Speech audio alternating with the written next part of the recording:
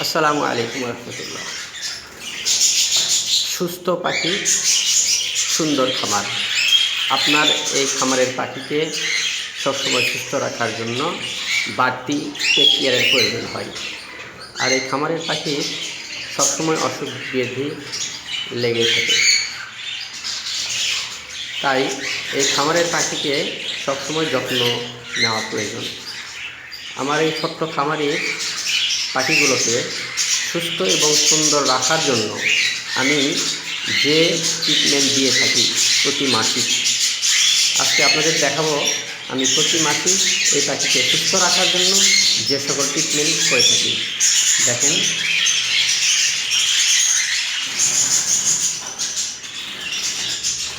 অনেক অভিজ্ঞ ব্রিডাররা নানান রকমের ঔষধ ব্যবহার করে থাকে। আমি ছোট্ট একটা খামারে যে সকল ঔষধ ব্যবহার করে থাকি দেখেন।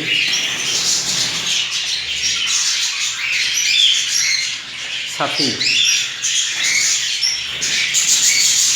রেনাসল, AD3E ভেট, তারপর এটা দেখেন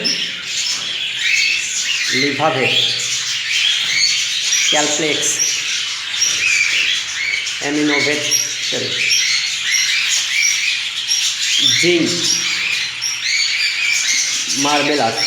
মার্বেলাস আর সফিক। এটা হচ্ছে যে হার্বাল ঔষধ, এটা মানুষের ক্ষেত্রেও প্রয়োগ হয়। এটা অরিজিনালি মানুষের ঔষধ।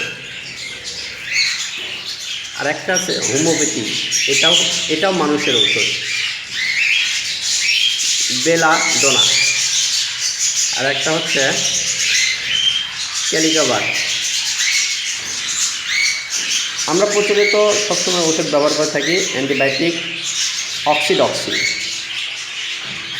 এটা শীতের জন্য, শীতের সময় এই পাখিগুলোর সমস্যা বেশি হয়, এটা পোলট্রির ক্ষেত্রে ব্যবহার হয়। বেশি সর্দি লাগার জন্য, যখন আপনার পাখিকে খুব বেশি সর্দি লাগছে এই জন্য আপনার ব্যবহার করে ইওকট। আর আমি বাচ্চা আলা পাখিকে সবসময় খাবার দিই স্মার্ট হার্ট। এটা একটা প্যাকেট খাবার, 1 কেজি প্যাকেট। এটা আপনার ককাটেলকে দিতে পারেন, লাভভার্টকে দিতে পারেন, টিয়াকে দিতে পারেন, আবার অনেক ক্ষেত্রে বাজিকারকেও ব্যবহার করতে পারেন।